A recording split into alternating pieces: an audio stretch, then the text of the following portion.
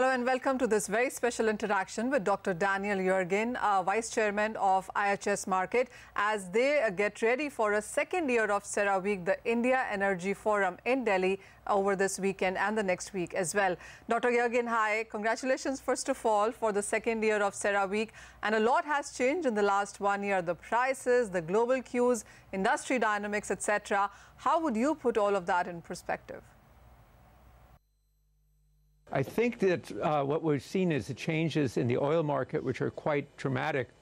A year ago, it was still looking at oversupply and low prices, and today we have a very tight oil market. And of course, on top of that is the question of sanctions.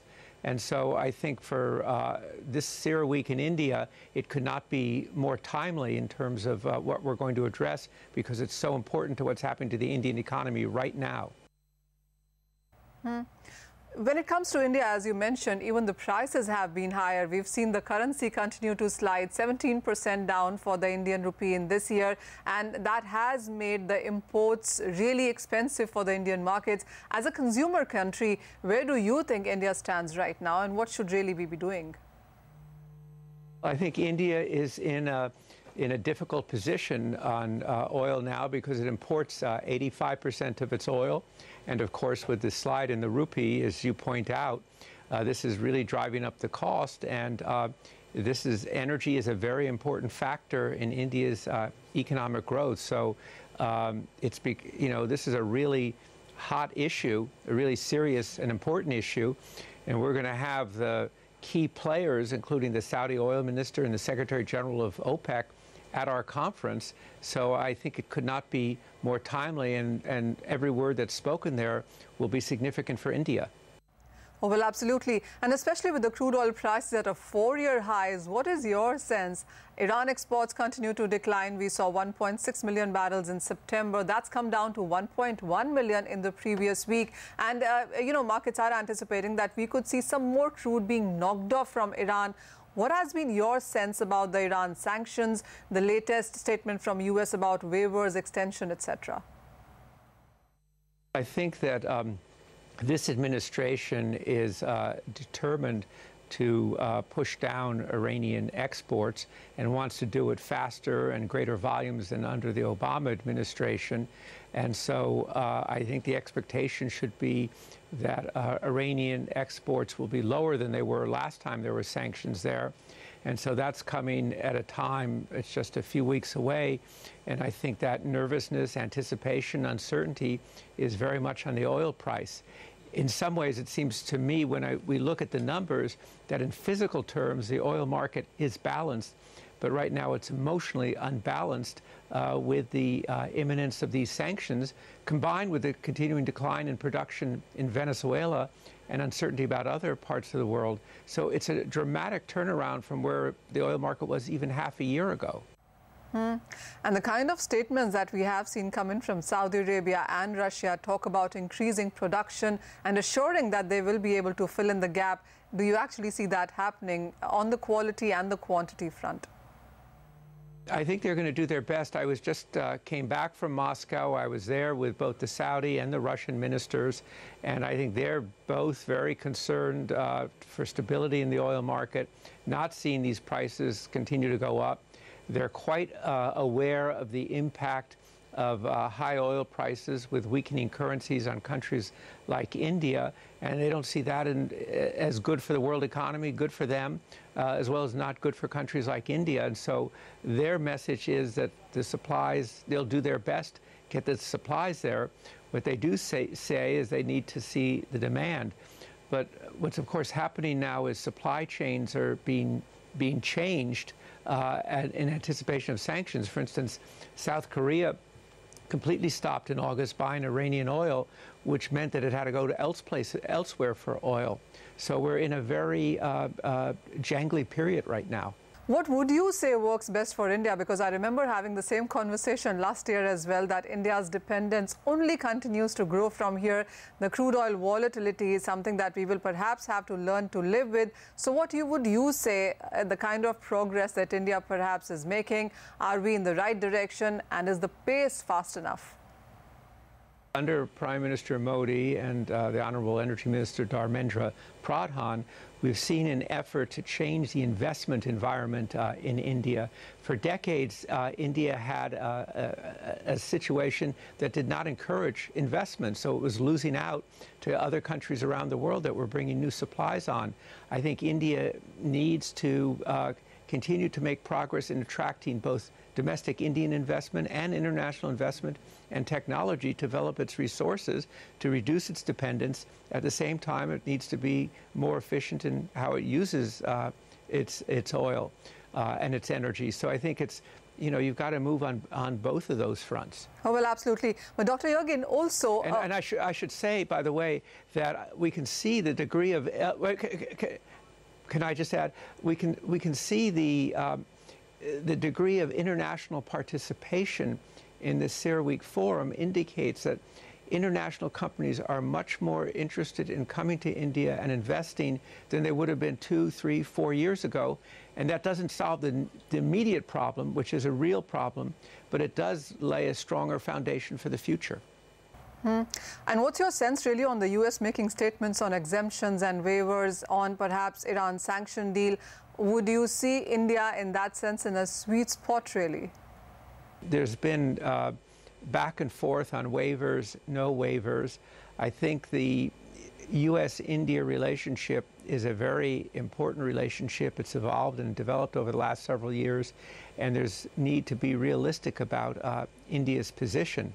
Where it comes out in waivers in Washington and in discussions between New Delhi and Washington, we'll see over the next, really several days. But some sense, I think, that there will be waivers in circumstances like India would be a positive for the market in terms of lessening the impact of high prices. Dr. Yergin, one question that almost everybody is asking and wants to know an answer about really is the crude oil prices going forward. What is your sense? Because international bankers, brokerages, oil merchants all have come out with all sorts of report, putting crude from 70 on one side to 90, even 100 on the higher side.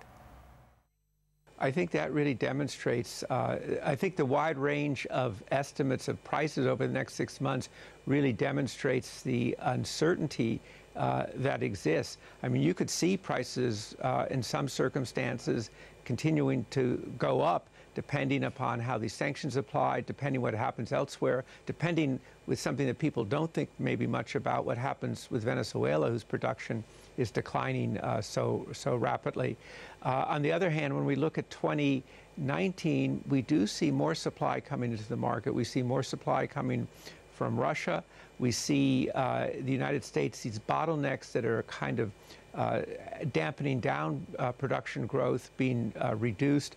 And so we see a picture in 2019 where the supply picture looks better. I think it's the next couple of months that are the really dicey and uncertain period, and why you're getting these very wide price estimates. And of course, you also have to remember, people forget price matters. So if price does go up, it's going to affect demand, and that's a factor that will readjust the market too. But right now, in terms of supply and demand, there's no shortage in the market. A lot of this, I think, really reflects nervousness and anticipation, uncertainty, and all the kind of political back and forth that's now occurring as we go towards that November 4th date when these sanctions are supposed to go into effect. Oh, well, absolutely. But Dr. Yergin, would you say that the uncertainty would end on November 4th? Because, the markets, as you mentioned, so many fundamentals to keep an eye on. And then again, you have the OPEC and the allies meeting in December yet again. Are you assuming the agreement cut that they have in sense of output, would you see that going forward in 2019 as well? Would you see that happen? The next few months are going to be very eventful. A lot of things are happening at the same time. I think that when the OPEC, non-OPEC get together in December, they'll be looking at the conditions in the market, and they're going to be wanting, in general, to stabilize the market and keep prices from shooting up. In addition to the Saudi oil minister, we're going to have the Secretary General of OPEC at our conference in New Delhi, and I think they're watching very carefully what happens, and they know that if prices go up, they pay a price for it on the other side when, in terms of what happens to the market. So I think the December meeting of OPEC and then OPEC and non-OPEC is going to be a meeting aimed at stabilization. And you know, the producer countries are saying what they are saying, but the consumer countries, including India, also did talk about on how they might dip into commercial inventories and maybe stop buying crude from international markets for some time. There could be a pause. But then do you actually see that happening with the kind of dependence that we have and with the kind of demand that we have? Do you see that solution even feasible, really? For India, it really has to make its voice heard in the global market. One of the characteristics or reasons that our conference is taking place in New Delhi is because it's recognized that India is now very important to the global energy markets, and that we see very considerable investment going into the downstream of the Indian market from around the world, indicating its importance. And so India's voice is much more significant and important, and it's going to be listened to. And I know it's being listened to as I participate in discussions around the world. Well, absolutely. And we, of course, will wait for more of that dialogue when the CERA week begins in the next week. So, Yergin, you know, we have talked about the crude oil prices, but we continue to also talk about the alternate fuels. India has invested a lot in solar panels. Electrical vehicle as a subject is something that has seen investments in a lot of technologies moving around as well. Is that any competition to crude oil, even as we've been talking about it for a couple of years now? Have things really changed on the ground? It hasn't changed. The fuel mix hasn't changed. I think EVs are going to be a growing part of the automobile fleet. We did our big study we called Reinventing the Wheel about the future of EVs, and we think that in a couple of decades, a quarter of the fleet on a global basis might well be electric vehicles. But it doesn't happen overnight. But we do see the Indian companies focused on EVs, and we're going to have CEOs of two of the companies that are leading on electric vehicles speaking. But you need not only electric vehicles, the fleet doesn't change overnight. You also need to have reliable electricity supplies where people can recharge their vehicles. But I think in India, one of the big drivers is going to be air pollution to shift the automobile fleet, make it more efficient, make it cleaner, and to have a portion of it be EVs. I think air quality is going to require changes. Really, yes. You know, I want to keep the next 2-3 questions on India yet again. In the last couple of months in India, essentially, we have seen fuel prices, petrol, diesel hit record highs almost every single day because of what the crude oil prices were doing and the rupee was doing as well. Now, with the excise duty cut, this being an election year as well, what direction do you think that the prices are headed into, and how would you really compare it with what's happening in the global markets, really? It's always a difficult question for governments about what to do about pricing and taxing. And of course, India had moved away from controls. Now it's caught in this vice between the crude oil on the one side and the weakening rupee on the other. And it inevitably creates political volatility around that. And the question is kind of who pays for it? Do the companies pay for it? Does the government pay for it? Do consumers pay for it? And, you know, we've seen these issues of sort of price controls and subsidies are a very tough issue for many countries. And right now, India is caught in that because of having these two factors at the same time, and kind of this general problem of for many emerging markets of weakening currencies. I know that when this is something that again one recognizes that the kind of key decision makers in world oil see that happening, and they're concerned about it. So where do you see the dialogue moving in CERA week this time around? Because we are looking at all the major oil producers, oil ministers, upstream, downstream companies being part of this. What really is the direction and dialogue this time around that you're looking to focus on?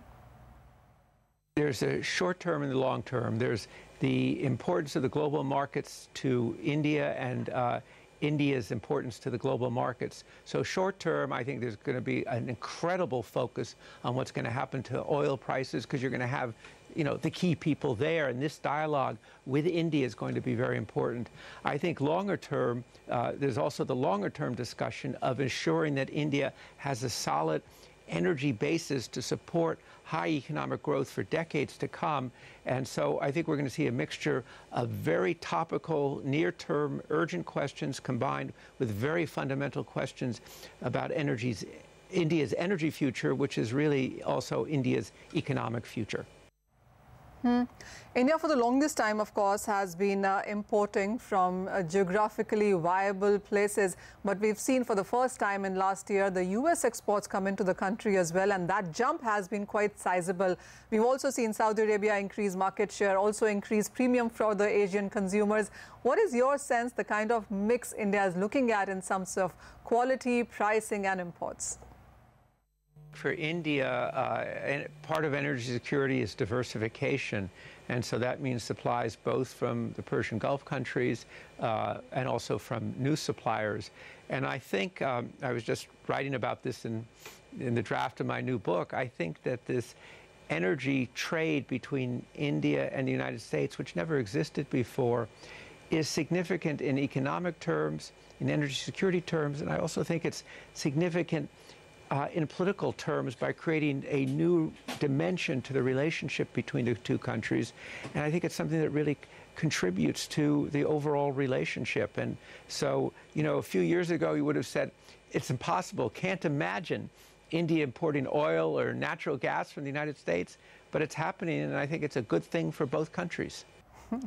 All right. So going forward from here, what do you think will impact the crude oil prices? I understand the fundamentals have been strong, but so have been the speculative positions. There is so much money that is rotating out of WTI crude into Brent, and the kind of gap that we've seen between both the crude varieties.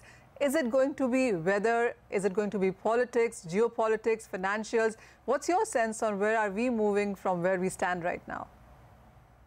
When you talk about the future of oil prices, you're talking about markets, you're talking about politics, you're talking about investment, you're talking about technology. So all of those things come together.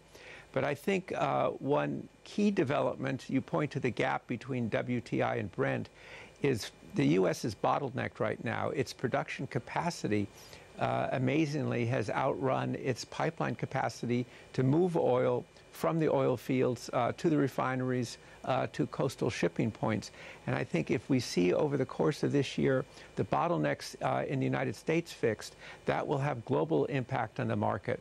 Also, when I was just in Russia, there's a sense that Russia is going to be able to bring on significant new supplies next year, and that will be a contributor to the market. So those, you know, I think that's what you should look for. But these kind of things don't happen overnight. But fixing those bottlenecks in the logistical system are very important. And of course, we will see how far down Iranian exports go, what ways Iran finds to get its oil out, not officially, and what kind of waivers. That's all going to play out really over the next several weeks. So as you said before, this is going to be a very eventful couple of months, a key moment in the history of world oil. Okay. You know, but while of course there are going to be a lot of factors, what's your sense on demand? We continue to talk on how Asia perhaps has the biggest demand, whatever increase in percentage of demand in the international markets. We've seen a considerable marginal incremental increase from that will come from India and China. Do you see that kind of growth continuing with the kind of cues or the global trade concerns that we're living with right now? Yes, I think that Asia is the growth region. You know, the U.S. imports from the Middle East, one's very large or very small. I think you see the exporters refocused on Asia. You've seen the investments in the downstream in India, which is a very big signal as to where they think the future will be. And so I think we're going to see basically all the international growth is going to come from Asia. China and India loom very large. India imports 85% of its oil. China imports 75% of its oil. So as you have rising incomes, you're going to have increasing demand for oil, even as countries seek alternatives, even as they become more efficient. And so there's been a big reorientation of exporters to Asia. In fact, one of the most fascinating parts of this is the big growth market for U.S. exports is Asia as well. Well, absolutely, Dr. Yergin, and there is so much to take away from this conversation on demand, supply, investments, global events. And remember, CERAWeek brings you these 3 days of dialogue in India, in New Delhi, and that's exactly what we will see, focus India as being the most important thing. Thank you so much for your time, and thank you so much for answering all the questions on crude in the international markets and on India as well. With that, thank you so much for watching the show, but stay tuned to CNBC TV18 for more news.